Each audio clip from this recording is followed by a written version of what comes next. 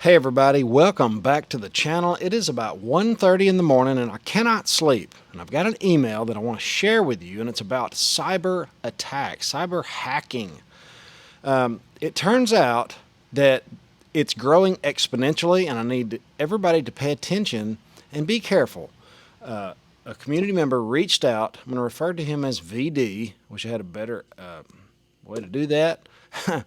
But I don't want to divulge any information at all. This is a sensitive subject because he's up there when it comes to this, and he wanted us to know what's going on. Now, the cyber hacking it's predicted to hit $8 trillion. So the market cap of cyber hacking is $8 trillion in 2023. It's predicted to hit $10 trillion in 2025. To put that into perspective, the gold market cap for all the gold in the world is $12.7 trillion.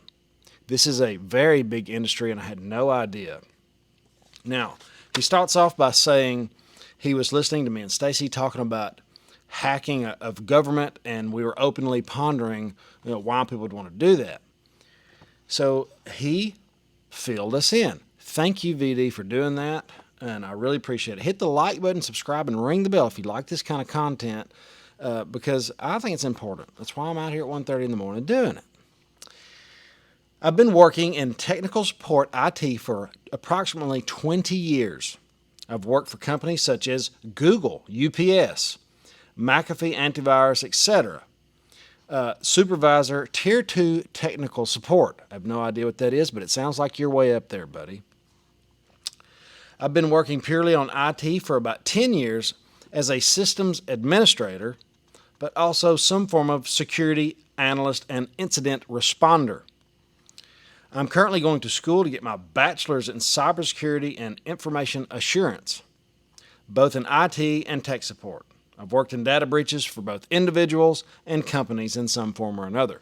Now, real quick, this could be a really good place for somebody, some young up-and-coming person that doesn't know what they're going to do in this AI world. Well, it turns out we're going to need people to fight these cyber hackers. It's growing exponentially. So there's space there for you smart guys. This is not my wheelhouse at all. I'm a welder. I'm a fabricator. Try to stay in my lane. But this is important because a lot of you may not have heard the story I had about a friend of mine I went to school with that got caught up in a hack and got his life destroyed for 2 years because it involved child pornography, and got treated awful, and it cost him his life savings and probably his family's life savings, and to be completely exonerated because it was a bogus charge. I knew it was as soon as I heard about it. But this is just no fault of his own. Just life's over. So pay attention. Types of hackers. Dude in mom's basement that's bored and trying to prove himself to the hacking community. I hope that dude can find something else to do. Number 2, national state actor. This is someone that is hacking directly for a government. This can be for multiple reasons. National state actors from places like Russia, China, or NK are going to hack for a couple of reasons. There are quite a few rumors that they use these funds from ransoms and technological theft to fund their governments. That sounds like par for the course. 3, organized crime. He said, think of it as John Gotti with computers. That's effectively the boss of the Gambino crime family. They use information gained from hacking to blackmail their victims and steal their money. So how does this happen, he says? There's a few different ways. The most popular method that most people are aware of is phishing. And guys, I'll never reach out to you in the comments. You see all these WhatsApp people. It's a full-time job kicking them out. But they're after email credentials, banking credentials, and other high-value credentials. But there are other types of these scams, like smishing. That is a text message phishing that think of it as a text message that you get requesting login information to your bank account, or maybe even a bank account that you don't even own. And then there's vishing. This is a voice phishing where a target is requested to provide credentials over a voice call. Never give anybody your information over the phone. And then there's whaling. This is where a message is sent to high-value targets such as CEOs or CFOs. Now there is software vulnerabilities. Unfortunately, many companies care more about getting their software out to the masses than they do about being secure. This immediately reminded me of AI. The race. Whoever gets the AI out the fastest wins. The race to space, could care less about the consequences. We'll deal with those later.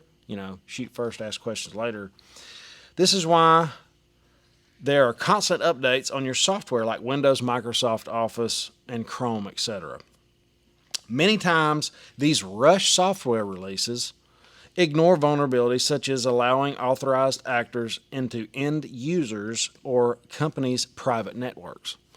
So, they're pushing it out there, and it's too fast, and they don't care about anybody's info. Now, web vulnerabilities. Websites that are poorly built are subject to things like credential stuffing hacks. Man-in-the-middle hack is what he calls it, where an attacker can literally place themselves between the end user and the website and gain information on what's being entered. Things like credentials, credit card numbers, addresses, social security numbers, etc.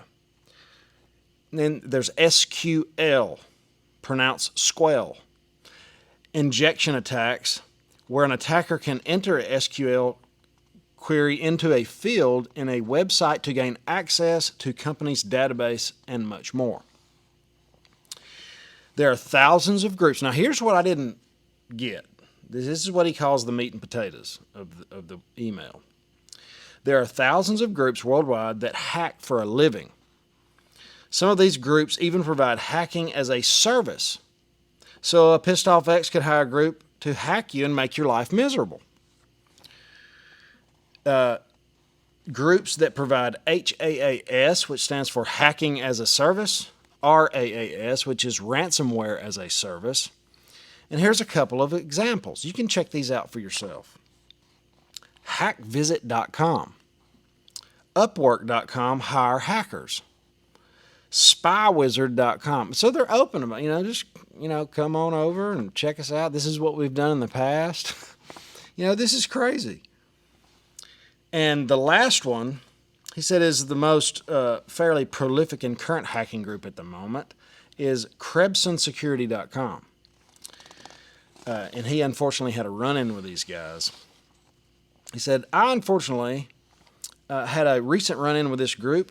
They gained access to a company's network and encrypted their files, then delivered a message requesting ransom payment to release the files. He said, nutshelled it for us. He said, basically, they said, give us $9 million to this Bitcoin address and you can have your files back. He said, I started on it Monday morning at 7:45. By 9:30 or 10 o'clock a.m., they knew they had been, hacked, breached. And he worked 40-hour days for the next 3 weeks to remediate the situation and get our systems back online. So, guys, this is a big threat, especially to people like me that's not very tech savvy, and just something we need to watch out for. Avoid all phishing scams. Anybody that wants information over the phone, if you don't know who you're talking to, and now we've got AI, and they only have to listen to your voice for like 3 seconds, and they can produce your voice. And it sounds like you're talking to your daughter. We had a guy the other day reach out and said he was scammed out of $600. Sounded like his daughter. She was in trouble, needed money. He sent her some money. Sounded just like her on the phone. Why wouldn't he? There's multiple ways for them to get you, and I don't want to see anybody being got. So be extremely careful, guys. I hate it. I just don't like the environment we're moving into. It's uncomfortable, and now that my buddy that I went to school with, that happened to him, it really made me want to get out of here at 1:30 in the morning and make a video. No, I couldn't sleep, but I couldn't think of a better way to spend my time. So guys, have an awesome day.